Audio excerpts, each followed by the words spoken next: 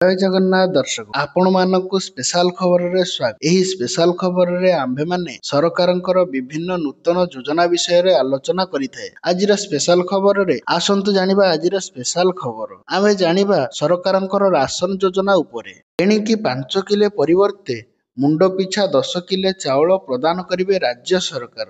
ଆଜ୍ଞା ହଁ, ରାସନ କାର୍ଡରେ ଆପଣମାନଙ୍କୁ ମିଳୁଥିବା 5 କିଲେ ଚାଉଳର ପରିମାଣ ବର୍ତ୍ତମାନ ଠାରୁ 10 କିଲେ ହେବାକୁ ଯାଉଛି। ଏଥିପାଇଁ ରାଜ୍ୟ ସରକାର କହିଛନ୍ତି। ରାସନ କାର୍ଡ ହିତାଧିକାରୀ ମାନଙ୍କ ପାଇଁ ଖୁସି ଖବର। ମୁଣ୍ଡ ପିଛା ବଢିପାରେ ଚାଉଳର ପରିମାଣ।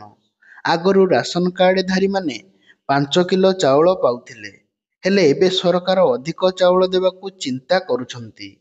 ହିତାଧିକାରୀ ମାନଙ୍କୁ 5 କିଲୋ ଚାଉଳ ପର୍ଯ୍ୟାପ୍ତ ହେଉନଥିବା ଜାଣି ସରକାର ଚାଉଳର ପରିମାଣକୁ ବଢାଇବାକୁ ଚିନ୍ତା କରୁଛନ୍ତି।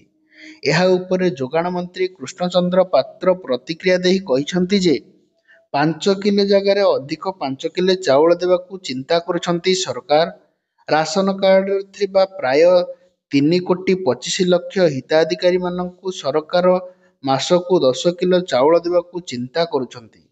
ଖୁବ୍ ଶୀଘ୍ର ମୁଖ୍ୟମନ୍ତ୍ରୀ ମୋହନ ଚରଣ ମାଝୀ ଏହା ଉପରେ ନିଷ୍ପତ୍ତି ନେବେ ଏବଂ ଅନେକ ଗରିବ ହିତାଧିକାରୀ ମାନଙ୍କୁ 5 କିଲୋ ଚାଉଳ ପର୍ଯ୍ୟାପ୍ତ ହେଉନଥିବା ଜାଣିପାରି ଏହାରି ଉପରେ ପରିବର୍ତ୍ତନ କରିବାକୁ ଚିନ୍ତା କରିଛି ଯୋଗାଣ ବିଭାଗ। ମୁଖ୍ୟମନ୍ତ୍ରୀଙ୍କର ଏହି ପରିବର୍ତ୍ତନ ଉପରେ ମୋହର ଲାଗିବାକୁ ଫାଇଲ ପଠାଯିବ। ଏହାପରେ ମୁଖ୍ୟମନ୍ତ୍ରୀ ନିଷ୍ପତ୍ତି ନେବେ। ଆହାଙ୍ଗାର ଏକ ସଭାରେ କୃଷି ମନ୍ତ୍ରୀ କୃଷ୍ଣଚନ୍ଦ୍ର ପାତ୍ର ଏହାକୁ ଘୋଷଣା କରିଛନ୍ତି। ସେ ଜାଣିବାକୁ ପାଇଥିଲେ ଯେ 5 କିଲେ ଚାଉଳ ଏକ ଗରିବ ଗୁରୁବାକୁ କୌଣସି ମତେ ମାସ ପର୍ଯ୍ୟନ୍ତ ଶେଷ ପର୍ଯ୍ୟନ୍ତ ଚଳୁନାହିଁ। ଏହାକୁ ପରିମାଣକୁ ବଢାଇବାକୁ ଚେଷ୍ଟା କରୁଛନ୍ତି। ମୁଖ୍ୟମନ୍ତ୍ରୀ ସ୍ତରରେ ଆଲୋଚନା ମଧ୍ୟ ଚାଲିଛି। ଆଲୋଚନା ସରିବା ପରେ ଏନେଇ ବିଧିବଦ୍ଧ ଘୋଷଣା ହେବ। କେନ୍ଦ୍ର ସରକାରଙ୍କର 5 କିଲେ ଚାଉଳ ଉପରେ ରାଜ୍ୟ ସରକାର ଏକ୍ସଟ୍ରା 5 କିଲୋ ଚାଉଳ ଦେବାକୁ ଚେଷ୍ଟା କରିବେ। ଫଳରେ ହିତାଧିକାରୀ ମାନେ ରାସନ କାର୍ଡରେ ମୁଣ୍ଡ ପିଛା 10 କିଲୋ ଚାଉଳର ପରିମାଣ ନେଇପାରିବେ ଏବଂ ଏଥିପାଇଁ ସେ ଫାଇଦାରେ ମଧ୍ୟ ରହିବେ। ତେବେ ବିଜେଡି ସରକାରଙ୍କର ସମାଲୋଚନା ପାଇଁ ଏଭଳି କିଛି ଘୋଷଣା ହୋଇଛି। ବରିଷ୍ଠ ବିଜେଡି ନେତା ଅତନୁ ସବ୍ୟସାଚୀ ନାୟକଙ୍କ କ୍ଷମତାରେ ଥିବା ବିଜେପି ସରକାରକୁ ସମାଲୋଚନା କରିବା ପରେ ଯୋଗାଣ ମନ୍ତ୍ରୀ ଏଭଳି କିଛି ଘୋଷଣା କରିଛନ୍ତି।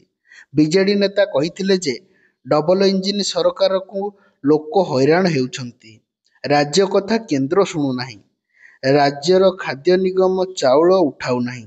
ଆଉ ଗୋଟେ ପଟେ ଏପରି ଭୟର ବାତାବରଣ ସୃଷ୍ଟି କରିଛନ୍ତି ରାଜ୍ୟ ସରକାର। ଗରିବ ଲୋକମାନଙ୍କୁ ଚାଉଳ ଦେବା ନାଁରେ ସରକାର ଉଭୟ ଭୟର ବାତାବରଣ ସୃଷ୍ଟି କରି ଚାଲିଛନ୍ତି। ରାସନ କାର୍ଡ କାଟିବାକୁ ସରକାର ପାଲା ଲଗାଇଛନ୍ତି। ଏଭଳି କିଛି କହିଥିଲେ ବିଜେଡି ନେତା ଅତନୁ ସବ୍ୟସାଚୀ। ଫଳରେ କୃଷ୍ଣଚନ୍ଦ୍ର ପାତ୍ର ଏମିତି କିଛି ଘୋଷଣା